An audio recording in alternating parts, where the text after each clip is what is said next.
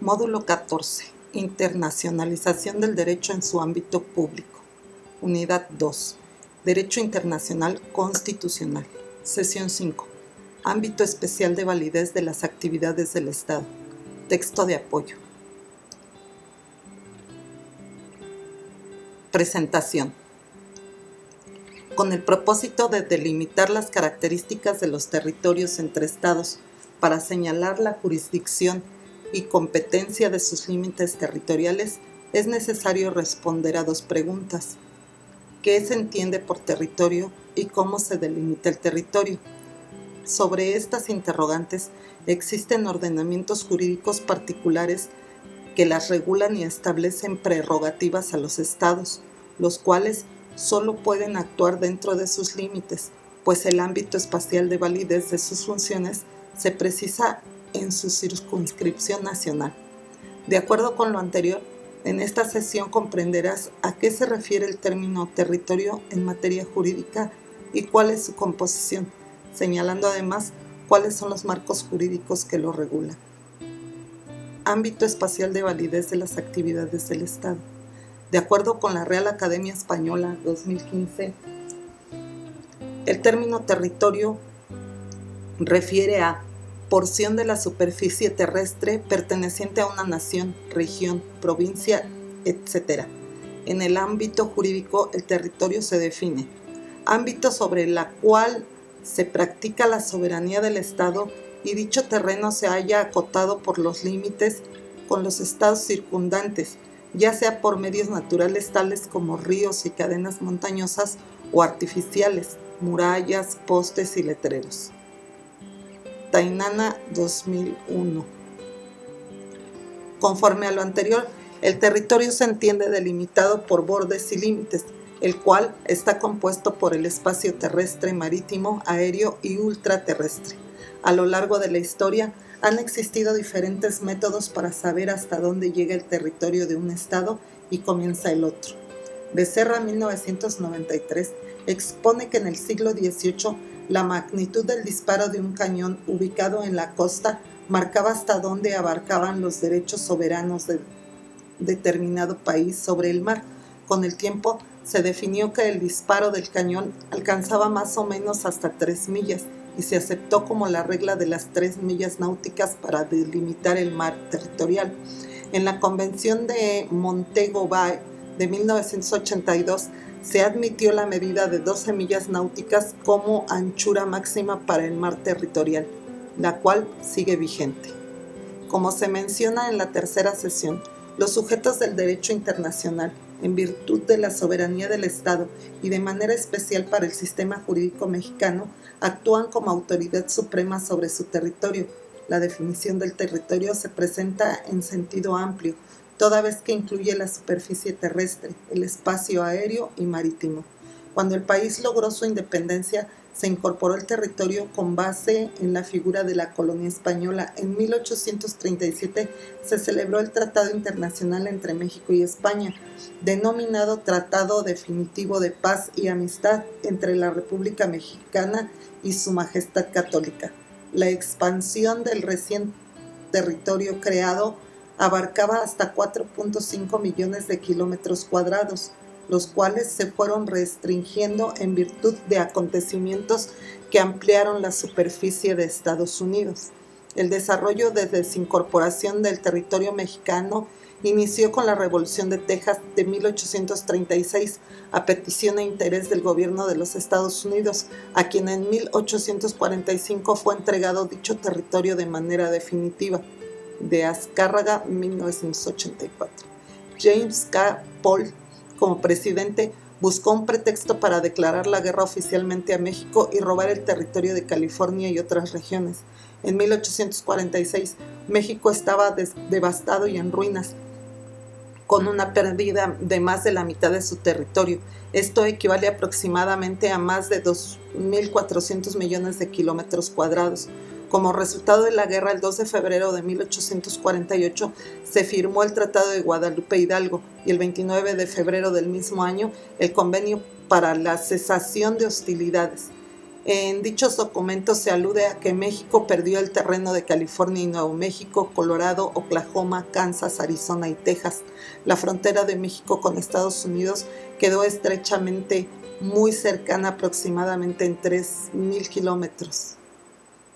La frontera de México con Estados Unidos quedó estrechamente muy cercana, aproximadamente a 3.000 kilómetros. En 1848, las reglas sobre la localización fronteriza tuvo algunos cambios en el Tratado de la Mesilla o Compra de Galveston, ratificada en 1853, mediante la cual el gobierno mexicano cedió una parte de su territorio, conocida como la Mesilla, con lo que se derogó el artículo 10 del Tratado de Guadalupe de Hidalgo y surgió incertidumbre por el Istmo de Tehuantepec, el cual se derogó en el sistema jurídico en 1937. Con el Tratado de la Mesilla, el terreno mexicano ha tenido algunas modificaciones en la frontera, sobre todo en el río Bravo, lo que dio motivo a firma de la Convención para la Solución del Problema de Chamizal de 1963. De conformidad con la Constitución de 1917, se precisaron los términos más elementales sobre el territorio nacional, las partes integrantes de la Federación, las islas, incluyendo arrecifes y cayos en los mares adyacentes, las islas de Guadalupe y Revillagigedo, situadas en el Océano Pacífico, la plataforma continental y los zócalos de las islas, cayos y arrecifes, las aguas de los mares territoriales en la extensión y términos que fija el derecho internacional y las marítimas interiores, el espacio situado sobre el territorio nacional con extensión y modalidades que establezca el propio derecho internacional, las islas, los cayos y los arrecifes de los mares adyacentes que pertenezcan al territorio nacional, la plataforma continental, los zócalos submarinos de las islas, de los cayos y arrecifes, los mares territoriales, las aguas marítimas interiores y el espacio situado sobre el terreno nacional dependerán directamente del gobierno de la Federación, con excepción de las islas sobre las que hasta la fecha hayan ejercido jurisdicción los estados.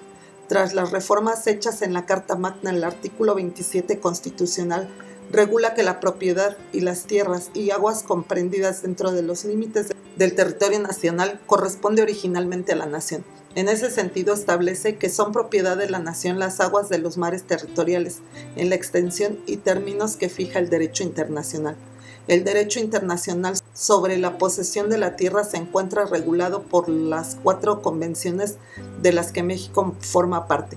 Convención de Ginebra sobre el Derecho del Mar de 1958, Convención sobre la Alta Mar de 1962, Convención sobre el Mar Territorial y la Zona Contigua de 1958, Convención de Naciones Unidas sobre Derechos del Mar o 3 COFEMAR de 1982. Con la 3 COFEMAR, México incorporó desde 1976 la figura de la zona económica exclusiva en concordancia con el texto del artículo 27 constitucional.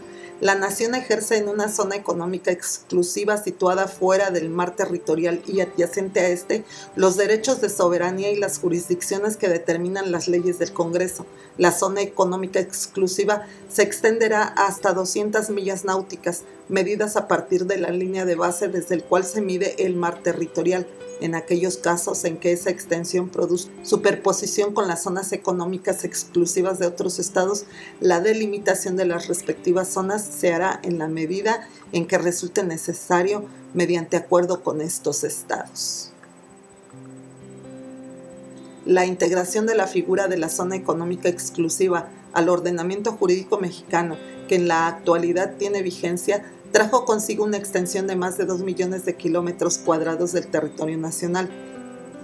De esta manera, México tiene un mar territorial de 12 millas marinas, en donde ejerce plena soberanía, una zona contigua de 24 millas, en donde practica una jurisdicción para fiscalizar el cumplimiento de las disposiciones de carácter sanitario, aduanero, migratorio y tributaria, una zona económica exclusiva de 200 millas marinas, que le otorga derechos para explotar recursos vivos y no vivos, permitir la construcción de islas, arrecifes, reglamentar la investigación científica costera y regular la contaminación marina, y una plataforma continental que concede a México los derechos del suelo y subsuelo con una extensión aproximadamente de 400 29.000 kilómetros cuadrados. Derechos territoriales. Para entender los derechos territoriales, es necesario tener siempre presente que los elementos de un Estado son territorio, población y gobierno. Como ya se definió en la segunda sesión, el territorio es el espacio físico en donde se asientan hombres y mujeres con un gobierno lo suficientemente fuerte para mantener el orden y el respeto exterior. El espacio terrestre está delimitado por las fronteras de los estados soberanos. Ortiz dice que las fronteras constituyen un plano vertical que se levanta por encima de la tierra firme o de las aguas objeto de soberanía territorial y descienden por debajo de la superficie de estos. 2004. En palabras sencillas, el territorio de un estado comprende no solo tierra firme, sino también suelo, subsuelo, espacio aéreo y zonas marinas. Cualquier estado soberano puede administrar, gobernar y gestionar su territorio jurídicamente como mejor convenga a sus intereses nacionales. Juan Bodino empleó el vocablo soberanía por primera vez en su obra Les Six Livres de la République y la define como el poder absoluto y perpetuo de una república. Agrega que el Estado está integrado por sus recursos territoriales, territorio, por sus recursos humanos, población, y además porque puede autootorgarse un sistema de gobierno, 1997. Así pues, las prerrogativas de los derechos territoriales del Estado son los derechos para poder disponer de los recursos para el aprovechamiento, administración, conservación y explotación de su suelo, aire, agua y espacio marítimo. Delimitación del espacio terrestre. Se empezará por analizar cómo se delimita el espacio terrestre. Valle explica que las relaciones pacíficas de los derechos territoriales entre estados soberanos, los miembros de la comunidad internacional han propuesto leyes normativas para delimitar los derechos y obligaciones frente a otros territorios. 1991. El espacio terrestre se encuentra delimitado por las fronteras de cada estado, por lo cual es importante responder con exactitud. ¿Cómo se delimitan las fronteras? El contorno espacial donde cada estado ejerce su soberanía se halla en la siguiente respuesta. El análisis preciso de las fronteras empieza con la creación de los principios generales por admitir y su trazo en el mapa y termina con la demarcación en el campo terrenal. En cuanto a los principios que se pueden aceptar, en algunos casos se toma como base algún evento natural, como montañas, ríos, montes, volcanes, entre otros. De este modo, si se tuviera como referencia alguna cordillera, la línea divisoria sería la de las crestas más altas de los picos de las montañas. En el caso de los ríos, se distingue si son o no navegables. Si lo son, se traza una línea de navegación más profunda, talwar. Y si no son, se marca una recta media divisoria. Valle, 1991. Otras especificaciones de los fenómenos naturales para el trazo de las fronteras se admiten en las zonas desérticas, las líneas astronómicas como los meridianos y los paralelos. También se puede aplicar el principio itus possidetis, principio del derecho internacional, en virtud del cual los estados conservan el territorio poseído con el objeto de asegurar las fronteras, el cual tiene una gran aceptación en los países latinoamericanos, cuyo objetivo conforman los límites de las divisiones administrativas internas que establecieron las naciones coloniales en el siglo XVI, tal como sucedió con España y Portugal. En tanto, el trazo de las fronteras en un mapa se puede integrar como anexo al Tratado de Límites o elaborar una comisión de límites con fecha sucesiva. La demarcación de las fronteras en los estados se hace constar mediante señas visibles. Esto lo realiza una comisión de límites y las autoridades locales. Poedius, 1992. Las fronteras terrestres delimitan el contorno espacial sobre el cual un estado ejerce su soberanía.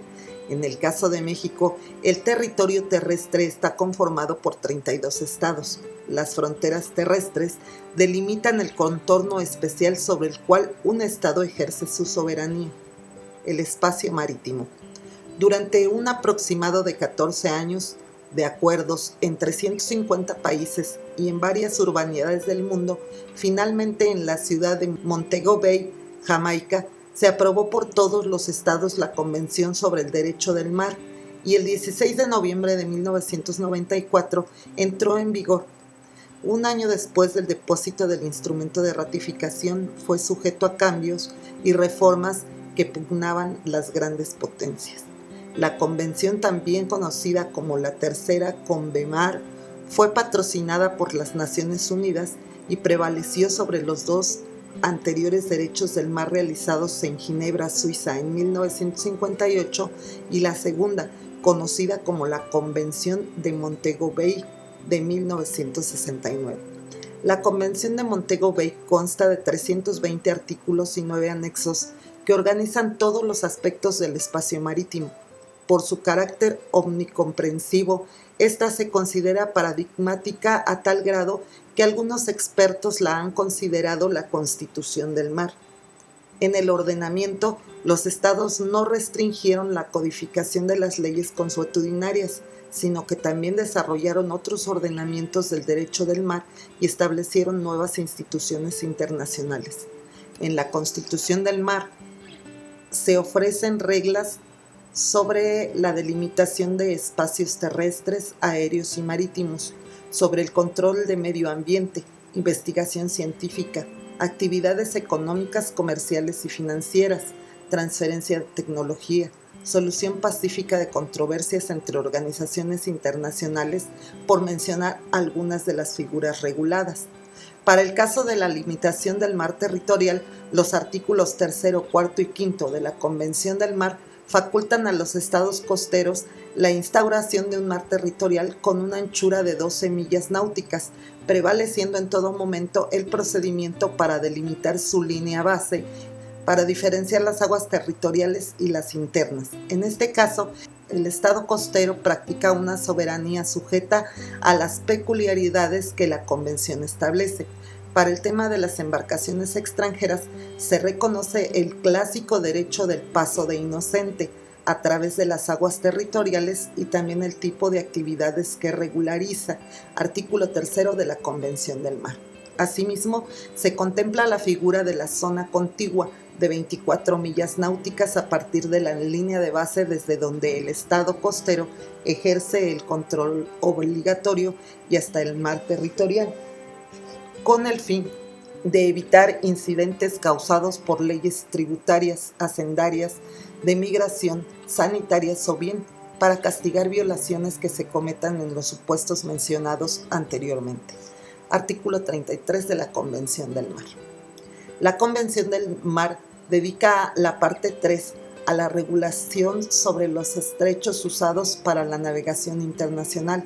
Se menciona que las aguas están sujetas a la soberanía de los estados costeros con importantes restricciones. En la segunda sección de la parte 3 se incorpora el texto de documentos legal, un precepto liberal, el cual alude a que las aguas de los estrechos se introduce la figura jurídica del paso en tránsito. Siguiendo la estructura del texto jurídico, la parte 4 incluye el concepto de aguas de los archipiélagos, las cuales se encuentran sometidas a la soberanía de los estados integrados por un conjunto de islas. En el mismo se establecen condiciones y características para el establecimiento de la línea de base que mide el mar territorial, los archipiélagos, la zona contigua, la zona económica exclusiva y la plataforma continental. Adicionalmente, se exponen las reglas para que un estado archipiélago, conjunto de islas próximas entre sí, tenga la opción de crear rutas terrestres, aéreas y marítimas. Artículo 43 de la Convención del Mar.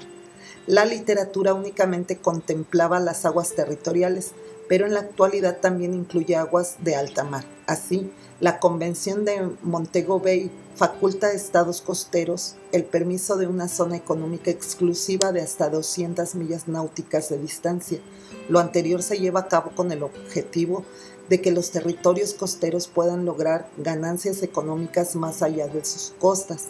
Por tal motivo, fue necesario suprimir todas las figuras de las aguas anexas en alta mar.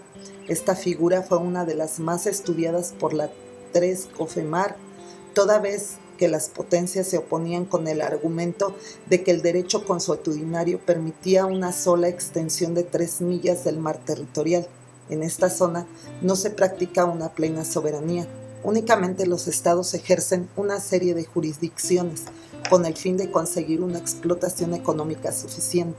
Vale decir que la Convención faculta a los estados costeros ciertas prerrogativas en la zona económica exclusiva, con el fin de lograr ciertos beneficios económicos, especialmente derechos de explotación y explotación de recursos naturales vivos y no vivos, de aguas suprayacentes, de lechos marítimos y del subsuelo, así como de una serie de jurisdicciones para hacer prácticos estos derechos.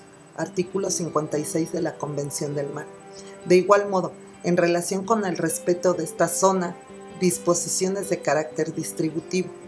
La Convención alude a los derechos y obligaciones que estados costeros tienen respecto a territorios vecinos cerrados sin costas marítimas y a las desventajas geográficas, quienes tienen el derecho a que les sea permitido el acceso a aquellos recursos de la zona que las naciones costeras no explotan. Así, las tradicionales libertades de alta mar se apoyan de esta área. Hay que subrayar que el reconocimiento de derechos y obligaciones a otros países dentro del territorio se origina sin perjuicio de los derechos de los estados costeros. La Convención de Montego Bay tiene un marco jurídico para normar los intereses de todos los estados con el fin de cumplir a cabalidad cada propósito. Más allá de las fronteras de la zona económica exclusiva, las funciones de los estados se encuentran reguladas por los preceptos de la Convención sobre Alta Mar. Aquí se aplica por lo general el derecho consuetudinario internacional, aunque hay también mejoras importantes, sobre todo en temas que se refieren a contaminación, regulación preventiva, investigación científica y tráfico ilícito de psicotrópicos y drogas. Otra figura importante que resulta del derecho consuetudinario es la denominada Proclama Truman, en homenaje a Harry S. Truman, presidente de los Estados Unidos, el 28 de septiembre de 1945, que se encuentra en la Convención de Montego Bay, la cual regula que la plataforma continental está dentro de la competencia del Estado costero, ejerciendo plenamente sus derechos soberanos. Artículo 76. La Convención también presenta diversas soluciones en relación con los límites de la jurisdicción nacional sobre la plataforma continental. Artículo 83.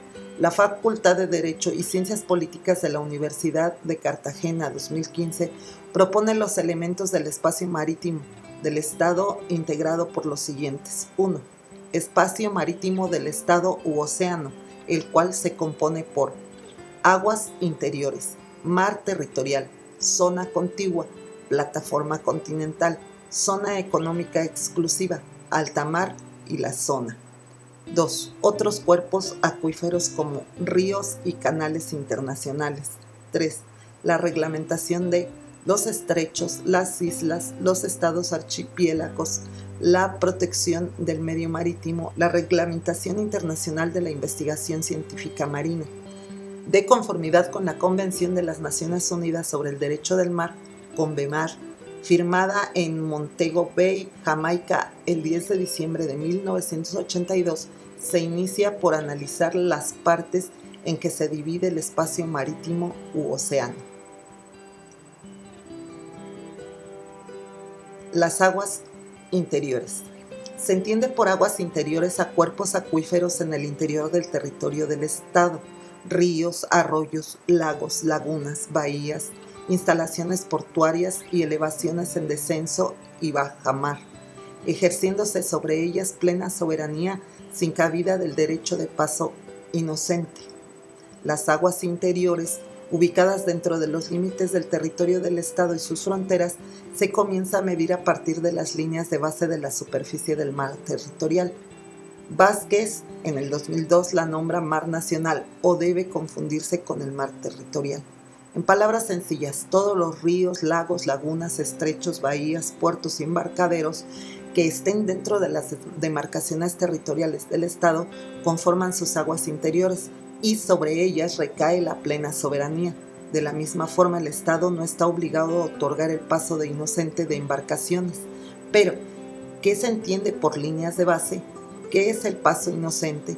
Líneas de base son el método empleado por la CONVEMAR para saber a partir de dónde debe comenzar a medirse la anchura del mar territorial. Artículo 7. Existen dos tipos de líneas de base. Línea de base normal. Es la línea de descenso a lo largo de la costa, tal como lo muestran los mapas reconocidos oficialmente por el Estado costero. Artículo 5. CONVEMAR. Línea de base recta. Se presenta en la zona en la que la línea de la costa es muy variable por la presencia de aberturas, escotaduras, deltas y demás desastres naturales. Por lo tanto, siguiendo la dirección general de la costa, se trazan líneas rectas que unan los puntos más sobresalientes. Artículo 7. CONVEMAR. El paso inocente es el derecho que tienen los barcos, buques y embarcaciones de los estados, sean costeros, ribeños o sin litoral, para cruzar el mar territorial y la zona económica exclusiva de otra nación. Artículos 17 y 18 CONVEMAR, siempre y cuando se cumplan las condiciones siguientes. El paso de inocente debe ser pronto, rápido e ininterrumpido, sin alterar el orden y la seguridad. Que atraviese el mar sin entrar a las aguas interiores y sin hacer escala. No debe perjudicar la paz, el buen orden y la seguridad del Estado ribeño. Deberá realizarse exclusivamente en épocas de paz. Todo barco deberá portar la bandera de su nacionalidad. En cuanto a las políticas de buques extranjeros en los puertos, la Convención sobre el Régimen Internacional de los Puertos Marítimos en Ginebra, el 9 de diciembre de 1929, y su estatuto anexo también regulan estos principios bajo los criterios anteriormente mencionados. El mar territorial.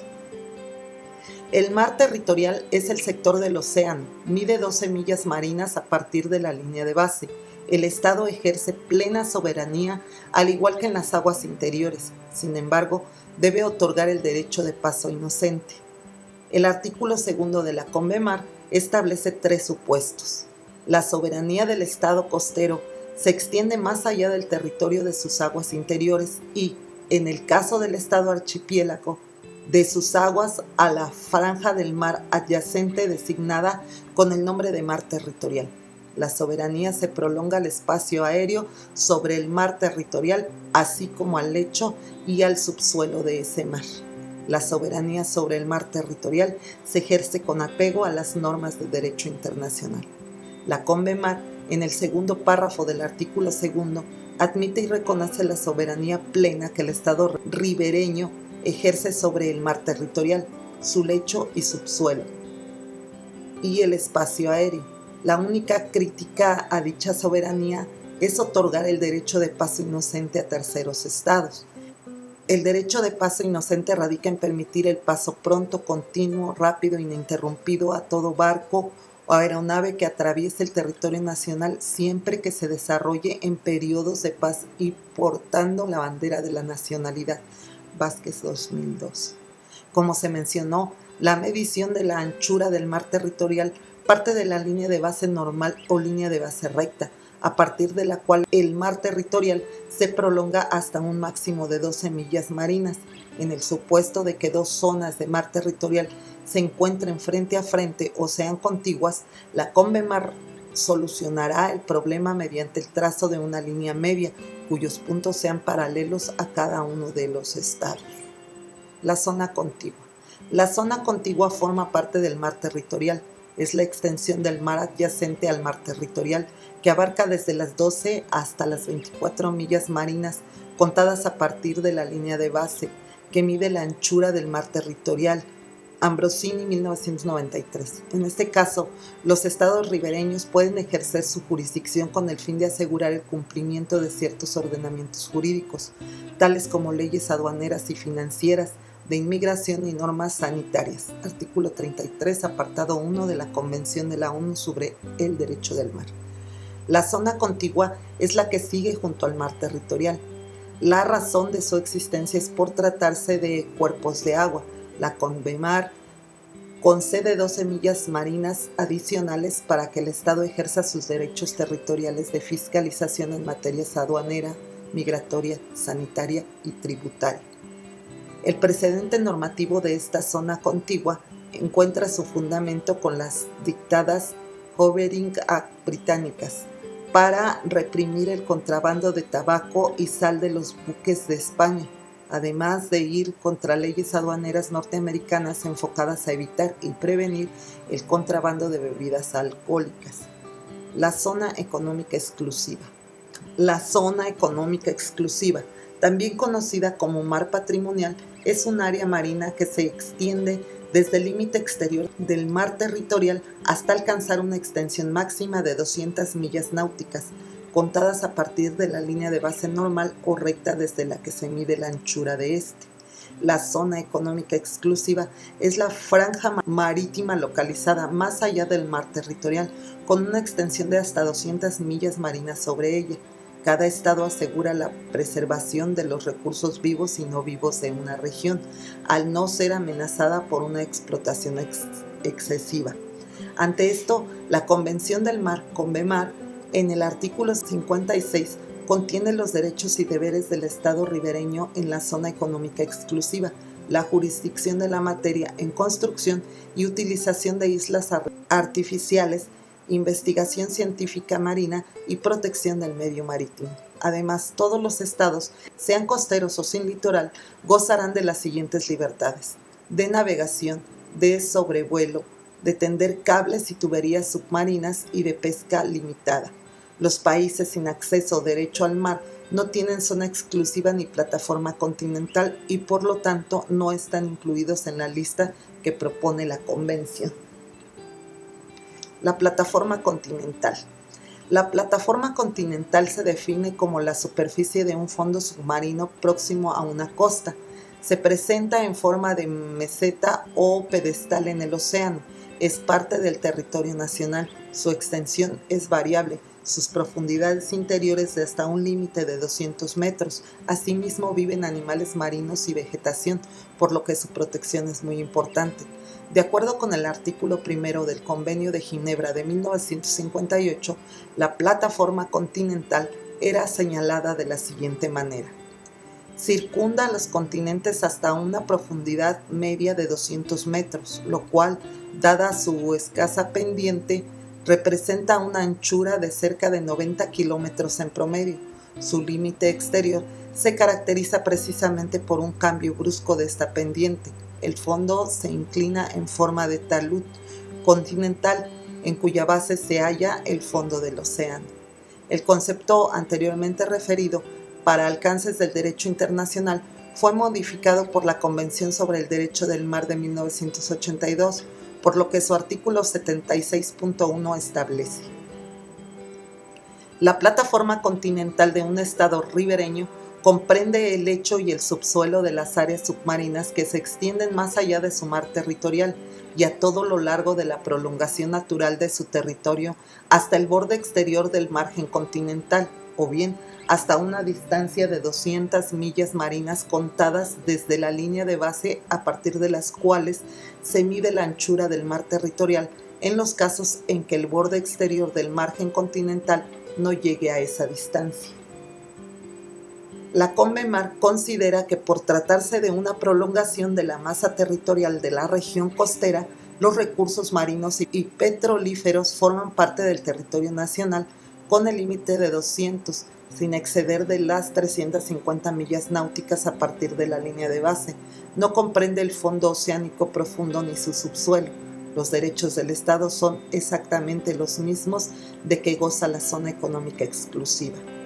El alta mar. Alta mar lo conforman todas las partes del mar que no están incluidas en la zona económica exclusiva, ni en las aguas archipelágicas pertenecientes a un estado determinado, según lo establece la Convención del Derecho del Mar en su artículo 87. El alta mar, o res communis hominum, es lo que se conoce como aguas interiores y es el patrimonio común de la humanidad, y no puede ser apropiado por un solo estado o grupo de estados.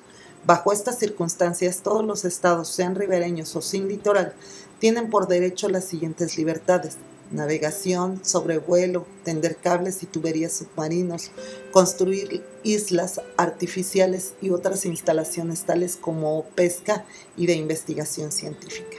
Por otra parte, se fija que alta mar será empleada exclusivamente para fines prácticos y que ningún Estado puede reclamar ni someter su soberanía de alta mar en ninguna otra nación. Artículo 88, Convención del Derecho del Mar. La zona. La zona es patrimonio común de la humanidad. Es el subsuelo marino de alta mar.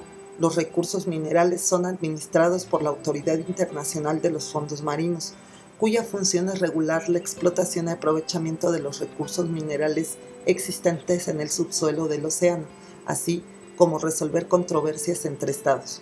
La zona se aplica al régimen jurídico de CONVEMAR, la cual da origen a la Autoridad Internacional de los Fondos Marinos con sede en Jamaica, la que corresponde al subsuelo marino de alta mar. Este regula que la zona se considera patrimonio universal de la humanidad y ningún Estado soberano puede apropiarse de ningún medio y se utilizará solamente para fines prácticos.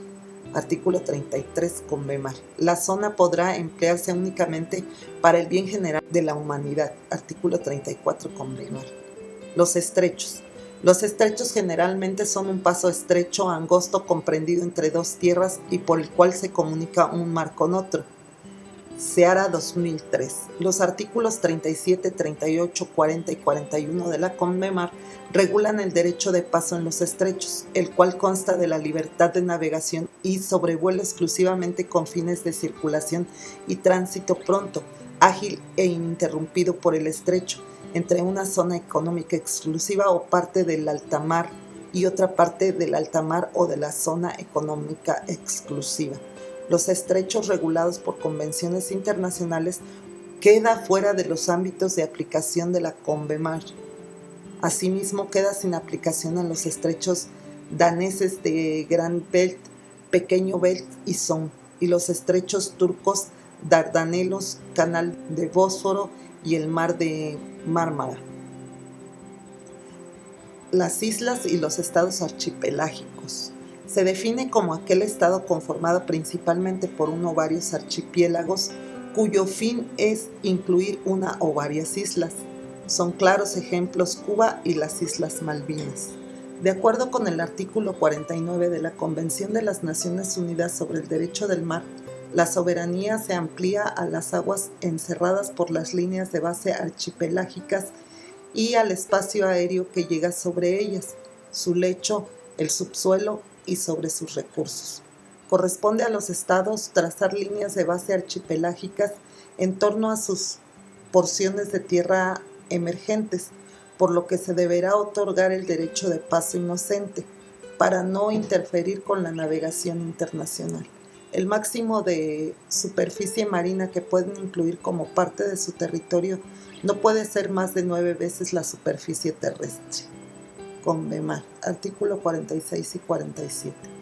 Adicionalmente, el artículo 53 de la Convención del Mar establece que si un estado archipelágico no designare vías marítimas o rutas aéreas, el derecho de paso o por vías marítimas archipelágicas podrá ser ejercido a través de las rutas utilizadas normalmente para la navegación internacional. Fuera de estas rutas aéreas y marítimas, en el resto de los trayectos se conserva el derecho de paso inocente. Mares cerrados o semicerrados. Debido a esta característica geográfica, los mares cerrados o semicerrados corresponden a lagos muy grandes de aguas saladas que suelen ocupar extensiones muy grandes de depresiones endorreicas. Como su nombre lo indica, corresponden a golfos, cuencas o mares rodeados y cercanos por dos o más estados y comunicados con otro mar o con el océano por una salida estrecha o compuesta fundamentalmente de mares territoriales y zonas económicas exclusivas de dos o más estados ribereños. La Convención del Derecho del Mar, en su artículo 60, señala que los estados ribereños vecinos deben coordinar la administración, conservación, exploración y explotación tanto de los mares como de sus recursos vivos por tratarse de mares compartidos. Entre los ejemplos destacan el Mar Negro, el Mar Muerto, el Mar Caspio, el Mar Báltico y el Mar de Aral. Estado sin litoral.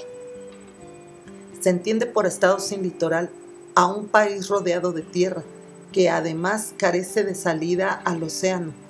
Orías 1998 se refiere a estos estados sin litoral a países mediterráneos asentados, los que no tienen costa o salida al mar como Bolivia, Suiza o Nepal. A partir del 2013, en el mundo se registraron 44 países considerados estados sin litoral.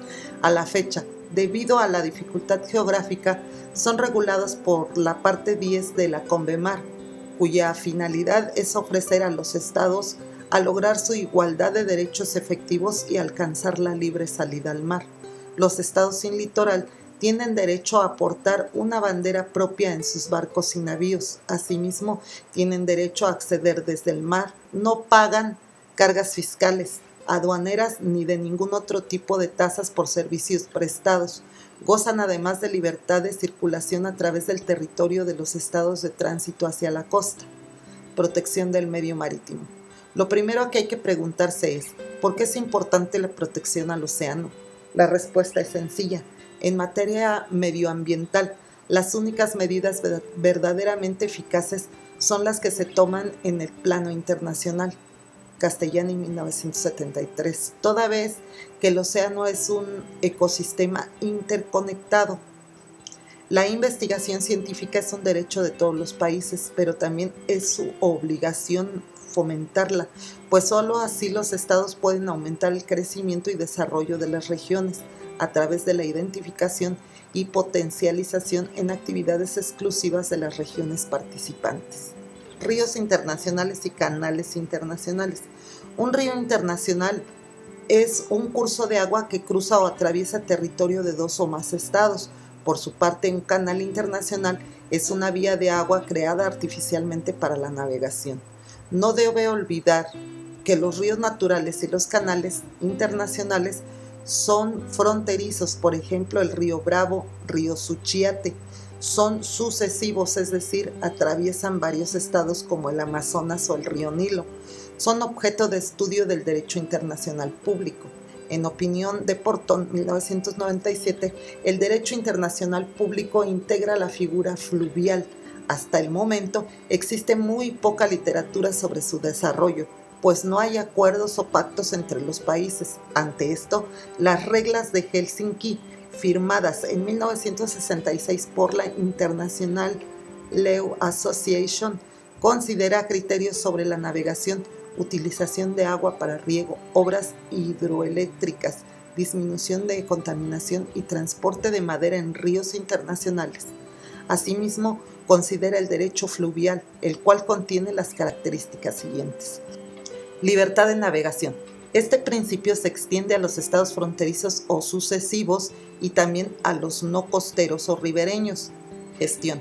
Se crean comisiones internacionales en gran parte formadas por los estados ribereños, cuya función es regular las actuaciones particulares sobre acciones concretas. Verbigracia en materia de obra pública. Se intenta reducir los impuestos que se pagan por concepto de mantenimiento y mejora continua. Los canales internacionales raramente se encuentran en el territorio de un solo estado y tienen reglamentación similar a la fluvial. Los canales más importantes son tres: Suez, Panamá y Kiel. El espacio aéreo.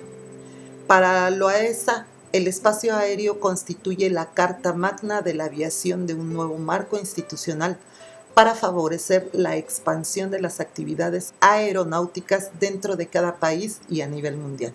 1985. México forma parte del Convenio de Aviación Civil Internacional de 1944, también conocido como Convenio de Chicago, órgano especializado de Naciones Unidas, cuya ratificación se hizo el 25 de junio de 1946, cambiando el nombre a Convenio de Chicago, a propuesta de especialistas en materia de derecho aéreo. Pertenecen casi todos los países a este. Entre sus objetivos se encuentra la regulación de las actividades aeronáuticas, Con los cambios del 7 de diciembre de 1994, la Convención de Chicago delimitó el espacio aéreo de los estados y sentó las bases que hacen posible la aviación civil internacional. ¿Alguna vez te has preguntado si el aire de un estado forma parte de su territorio? Por increíble que parezca, la respuesta es sí. Entonces, el espacio aéreo que se encuentra por encima de las porciones de tierra firme y agua del estado ejerce soberanía sobre él y también forma parte de su territorio. Remiro 2001.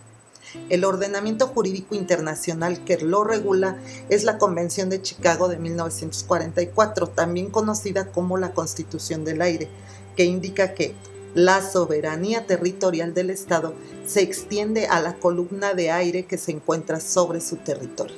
Adicionalmente, establece 5 libertades del aire, es decir, los derechos de tránsito y de transporte que los estados conceden a las aeronaves nacionales y extranjeras.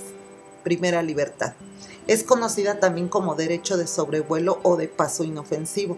Consiste en el derecho de volar sobre el territorio de un estado constante sin aterrizar. Segunda libertad. Se conoce comúnmente como escala técnica. Consiste en el derecho de aterrizar para fines no comerciales. Además, tiene por objeto reaprovisionarse de combustible o tomar otras medidas en relación con la seguridad de las aeronaves. Tercera libertad. Consiste en desembarcar cargas, pasajeros y correspondencia originaria del estado de registro de la aeronave en otro país. Cuarta libertad. Consiste en el derecho a subir carga, pasajeros y correspondencia de un país distinto del de origen de la aeronave y transportarlos al país de matrícula de la misma. Quinta libertad. Es la más compleja. Reviste 2 aspectos. Consiste en el derecho de tomar pasajeros, carga y correspondencia de un estado distinto del destino de la aeronave y llevarlos a un tercer estado. Por otra parte, ¿cuál es la importancia de la reglamentación del transporte aéreo? Su interés es enorme y constituyen un claro ejemplo de la utilidad del derecho internacional público en la vida cotidiana, ya que sin estos principios simplemente no sería posible la aviación civil internacional. La soberanía sobre un espacio aéreo permite a los estados imponer ciertas conductas al transporte aéreo. Sin embargo, la reciprocidad también lleva a aceptar una concurrencia de carácter normalizado mediante los procedimientos de las convenciones internacionales. Los problemas comerciales de transporte de explotación de líneas son reglamentados por el derecho internacional, aun cuando su naturaleza sea privada. Asimismo, el régimen de tratados bilaterales se ha impuesto al régimen multilateral. Para subsanar esa posible atomización, la Organización Mundial denominada International Air Transport Association, Asociación Internacional de Transporte Aéreo, asegura cierta organización de las actividades de transporte aéreo. Entre los estados parte de la convención, estos derechos no se conceden de manera inmediata, pues deben asociarse y negociarse con base en acuerdos bilaterales reconocidos como acuerdos de línea. En los documentos se regulan cuáles son las libertades concedidas por el Estado y cuáles las cuestiones sobre la capacidad, rutas y tarifas, la distribución de frecuencias y viajes y el número de pasajeros permitidos. El espacio ultraterrestre. El espacio ultraterrestre tiene un máximo de soberanía estatal de 90 a 100 kilómetros de altura. Para la exploración y utilización del espacio ultraterrestre, incluida la Luna y otros cuerpos celestes, el Tratado de 1969 regula para fines específicos los principios que rigen las actividades de los estados de una manera especial. De conformidad con el artículo primero, numeral 1 del Tratado de Espacio Ultraterrestre, la investigación y el empleo del espacio ultraterrestre deberán hacerse en provecho y en interés de todos los países, sea cual fuere su grado de desarrollo económico y científico, e incumbe a toda la humanidad. El espacio ultraterrestre, incluyendo la Luna y otros cuerpos celestes, están libres a todos los estados para su exploración y uso sin discriminación alguna. Artículo 1, apartado 2. Asimismo, el artículo 2 del Tratado del Espacio Ultraterrestre adiciona: incluso la Luna y otros cuerpos celestes no podrá ser objeto de apropiación nacional por reivindicación de soberanía, uso u ocupación, ni de ninguna otra manera. Continúa en el artículo 4, inciso primero. Los Estados partes se comprometen a no colocar en órbita alrededor de la Tierra ningún objeto portador de armas nucleares ni de ningún otro tipo de armas de destrucción en masa, a no emplazar tales armas en los cuerpos celestes y a no colocar tales armas en el espacio ultraterrestre en ninguna otra forma. Y finaliza con el mismo artículo, inciso segundo. De conformidad con el tratado, la Luna y los demás cuerpos celestes se utilizarán exclusivamente con fines pacíficos.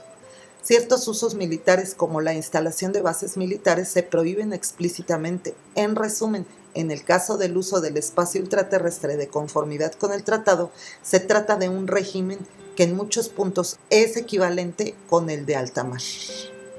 Una iniciativa que benefició a la comunidad fue el Tratado de la Luna de 1979, también conocido como And Other Celestial Bodies. En su artículo 11, numeral 1, justifica la utilización de la Luna en el concepto de patrimonio común de la humanidad.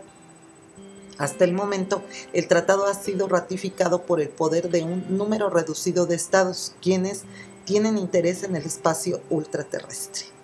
Por su parte, el Convenio sobre la Responsabilidad Internacional por Daños Causados por Objetos Espaciales de 1972 regula la responsabilidad de los estados que coloquen objetos en el espacio exterior, así como las naciones en cuyo territorio se haya lanzado un objeto al universo ultraterrestre. Para cuantificar los daños causados, este convenio prevé una responsabilidad absoluta independiente de la culpa. Un estado de lanzamiento tendrá responsabilidad absoluta y responderá de los daños causados por un objeto espacial suyo en la superficie de la Tierra o a las aeronaves en vuelo. Artículo 2. Para fines de telecomunicaciones internacionales, ha adquirido gran importancia desde hace algún tiempo. En la actualidad, no hay una regla consuetudinaria que exija la autorización del Estado receptor para que transmita directamente emisiones televisivas por vía satélite. La resolución de 1982 de la Asamblea General de la ONU sobre principios que rigen la utilización de satélites artificiales de la Tierra por los Estados para las transmisiones internacionales directas por televisión fue adoptada con rechazo y abstención de los estados industrializados más importantes. Parte de los debates de los estados emisores, un estado que se proponga establecer un servicio de transmisiones internacionales directas por televisión mediante satélites o autorizar su establecimiento, notificará sin demora su intención al estado o estados receptores e iniciará prontamente consultas con cualquiera de los estados que lo solicite. LACS 1990. En 1986, la Asamblea General de la ONU expidió 15 principios básicos sobre la teleobservación a distancia. Para ello, no era necesario la aprobación de los estados, sino solo sus consultas y reportes previos. La Declaración de la Asamblea General sobre los principios relativos a la teleobservación de la Tierra, en su principio 12, prevé que de los datos obtenidos sobre el territorio de un estado se tendrá acceso a ellos sin discriminación y a un costo razonable. Para los casos restantes, la declaración contempla una serie de mandatos generales y sin un contenido esencial legal. Antes de continuar, es necesario responder las siguientes preguntas. ¿Dónde termina el espacio aéreo? ¿Dónde comienza el espacio ultraterrestre? ¿A partir de qué altura la atmósfera se convierte en espacio cósmico? El derecho internacional clásico consideraba que la soberanía del Estado tenía una extensión infinita sobre el espacio que se encuentra sobre su territorio. Con el primer lanzamiento del satélite artificial y de la exploración espacial del siglo XX, la comunidad internacional trató de definir los límites entre el aire y el espacio. Henry, 2003. En la actualidad, no hay un consenso entre los estados, pero LACS ha propuesto los siguientes criterios. El progreso tecnológico hace posible que los aviones vuelen cada vez más alto y algunos puedan ser operados incluso como naves espaciales. Por ello, la soberanía estatal se extiende hasta aquella altura en que es posible el vuelo de una aeronave. Con base en el criterio anterior, La soberanía estatal se extendería hasta una altura de 260 kilómetros, en donde se desvanece la atracción terrestre, lo cual resultaría inoperante, confirmando una vez más que el límite entre espacio aéreo y ultraterrestre es el límite del campo gravitatorio de la Tierra. Para solucionar la polémica anterior, el derecho internacional público pone como límite máximo de soberanía estatal y comienzo del espacio ultraterrestre una altura fija de 90 a 100 kilómetros. De esta manera se establece un límite aplicable a todos los estados y se está en posibilidad de determinar si un objeto dado se encuentra en el espacio o bajo soberanía estatal. Adicionalmente, el Tratado General sobre los principios que debe regir las actividades de los estados en la exploración y utilización del espacio ultraterrestre, incluyendo la Luna y otros cuerpos celestes, suscrito por los principales países Inglaterra, Rusia y Estados Unidos el 27 de septiembre de 1967, retoma los principios de declaración establecidos, además que la exploración e investigación del espacio ultraterrestre deberá hacerse para provecho e interés de toda la humanidad, exclusivamente con fines pacíficos. El espacio ultraterrestre y los cuerpos celestes podrán ser explorados libremente y utilizados por todos los estados en condiciones de igualdad. El espacio ultraterrestre y los cuerpos celestes no pueden ser objeto de apropiación nacional. El estado que registre el objeto espacial retendrá su jurisdicción y control y responderá por posibles daños a terceros. Por ello, los estados son responsables de las actividades que realicen en el espacio ultraterrestre, aun cuando hayan actuado a través de organizaciones internacionales o de entidades no gubernamentales. Los astronautas tienen derecho a que los estados les presten ayuda en caso de accidente o peligro. El derecho internacional regula el espacio ultraterrestre en la Carta de la ONU. Se aplica para ambos casos, espacio ultraterrestre y los cuerpos celestes. En conclusión, el espacio ultraterrestre es patrimonio común y general de la humanidad y no puede ser objeto de apropiación de ningún estado. Evidentemente, han sido los estados poseedores de todos los recursos económicos posibles y la tecnología más avanzada los que han podido explorarlo y sacar provecho de ello. Remiro, 2001. Cierre. Los países que conforman a la sociedad internacional tienen derechos y obligaciones en sus respectivos territorios, regulados por el derecho internacional público. Por eso, es importante conocer que el territorio de un estado está delimitado por fronteras y que éstas se componen de espacio terrestre, espacio marítimo, espacio aéreo y espacio ultraterrestre.